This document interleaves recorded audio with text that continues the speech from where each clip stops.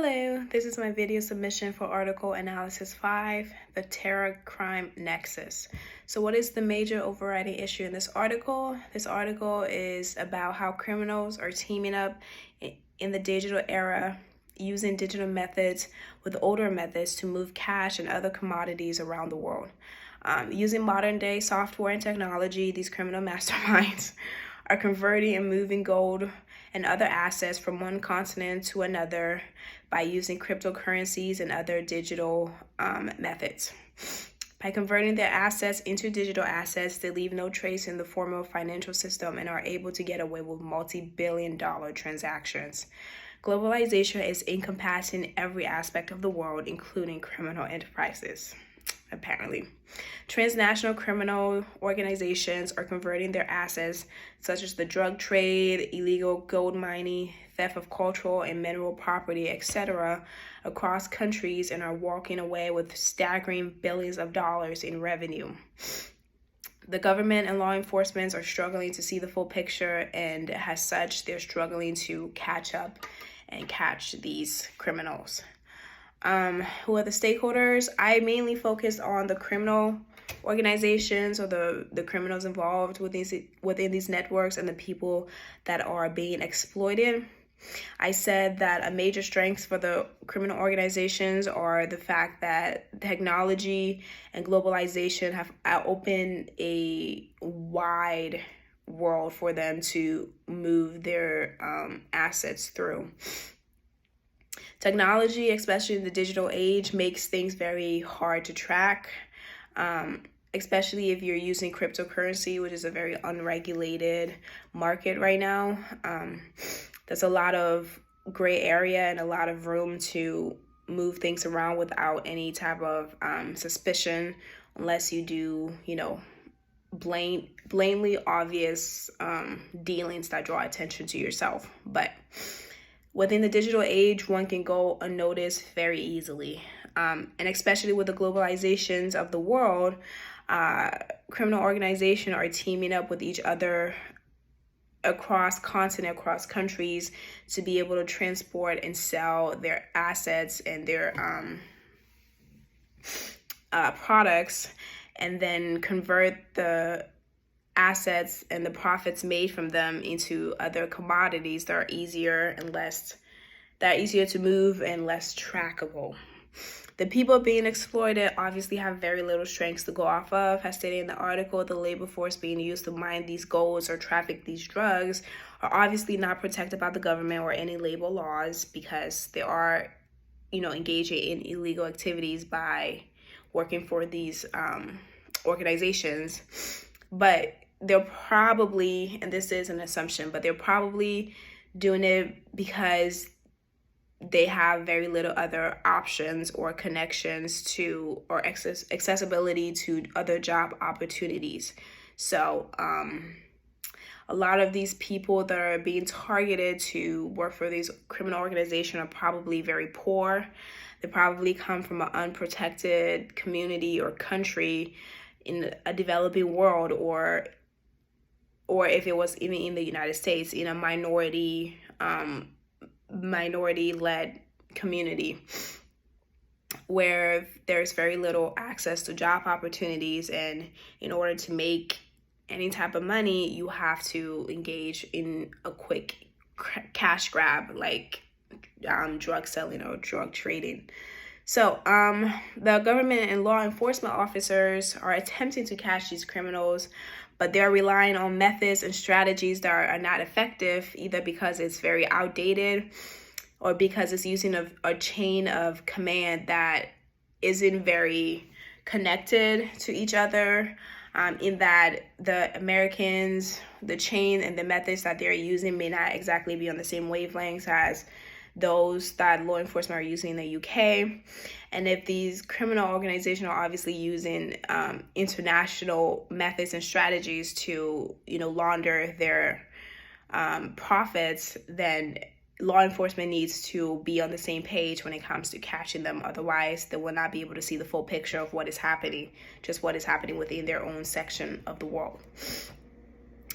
Also, the article mentions the fact that law enforcement and the government are using technologies and intelligence and partnership to detect these criminal activities, which I find really funny because that's the exact same things that the criminals are using to avoid the law. So obviously the criminals are using the same channels that the law enforcement are using, but they're exploiting it at a much higher or better way that is enabling them to stay hidden. And the law enforcement are having a hard time catching up. So, which is leading to threats to their governments because they're being defrauded, they're being stolen from, and people within those countries are being exploited and used. So, what issue is being addressed in this article? I said that the article mentions the fact that these criminal organizations are exploiting gaps in policies and capacity, which rings very true, at least to me, when I look at the context of cryptocurrency. The trading of cryptocurrency is very unregulated right now. There's little to no laws or regulations governing what constitutes illegal or illegal action when it comes to trading cryptocurrency, which is leaving a very wide gray area for a lot of fraudulent scam activities that are going unpunished, which is encouraging even more scam and fraudulent activities.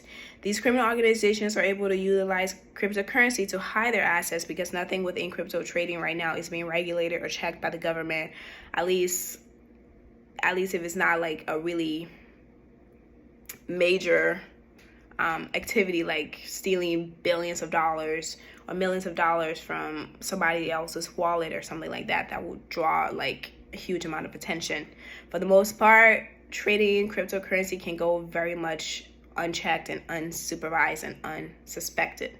I briefly spoke about the phenomenon right now where influencers, people on the internet with online presence like YouTubers or, people with a lot of followings on like these popular apps like TikToks or Instagram, they are scamming their followers and their subscribers out of millions, thousands to millions of dollars at a profit to them. So how it works is that somebody who knows even a little bit about cryptocurrencies and wallets and trading like that can create a crypto coin, and then they can enlist these influencers to hype it up to their followers, to tell them that, hey, this is the next big coin, like Bitcoin. The success of Bitcoin has really been the catalyst for all of this. People who bought into Bitcoin early are now millionaires. They made millions off of that, and a lot of people are seeing that even though they're late to it, but they're still trying to cash in on this quick turnaround for wealth. So these influencers would advertise a coin to their followers and tell them, hey, this is the next big thing, this is the next big Bitcoin, buy into it right now before the price skyrockets, and you will be able to cash out at millions or thousands of dollars.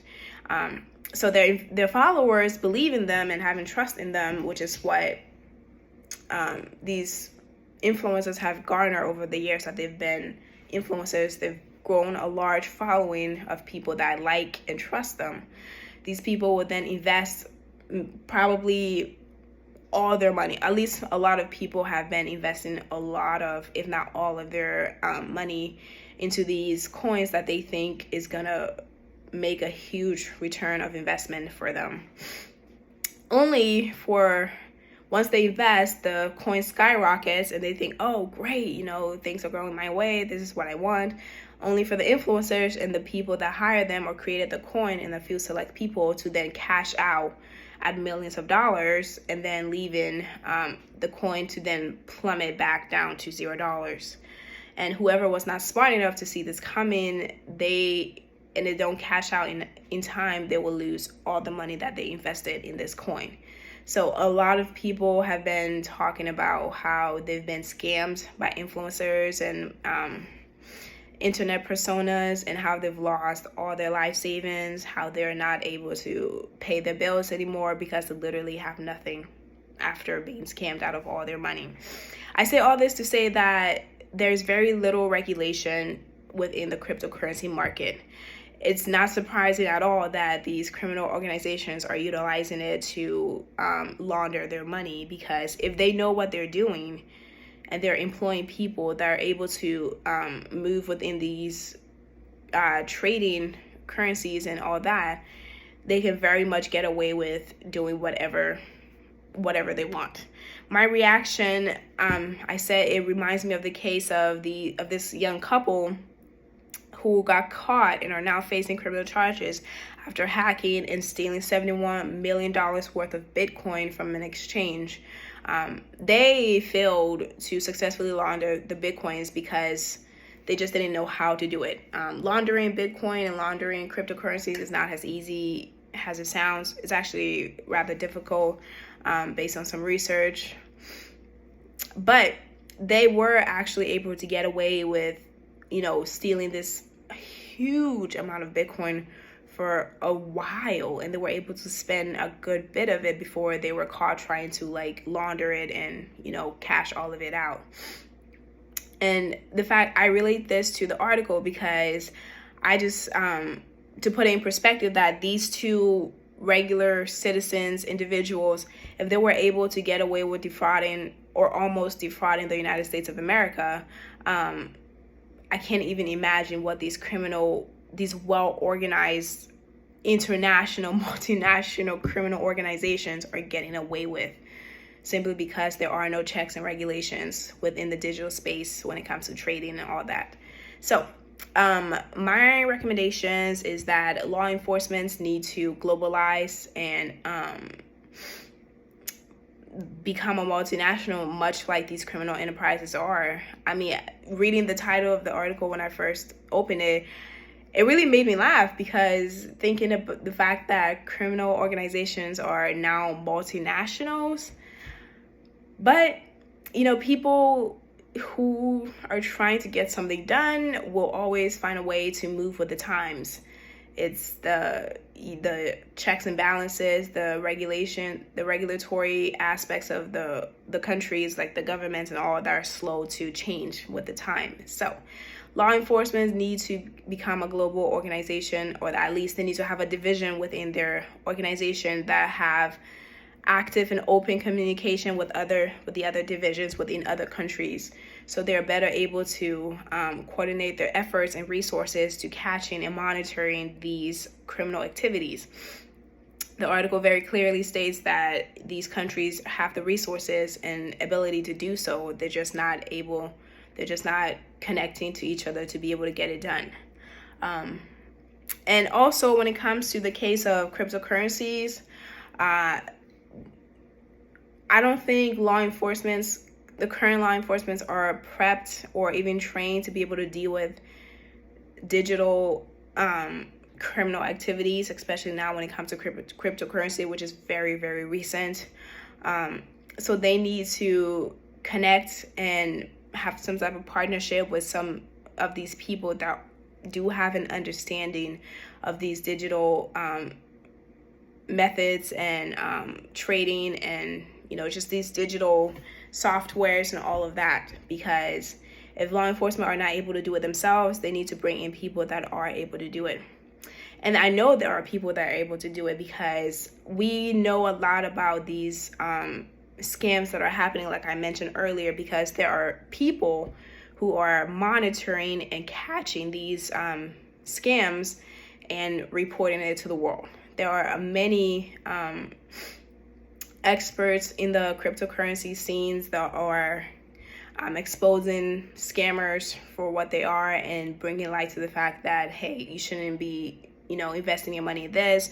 If this looks a certain way, then it's probably a scam, and just educating people on what, looks like a scam and what doesn't, and how to invest their money and what they should probably be avoiding. So these people, these experts do exist, and if these governments are serious about, cracking down and on these criminal organization utilization of these digital methods, then they need to be serious about employing people who are able to, play within the same arena that these criminal organizations are playing in.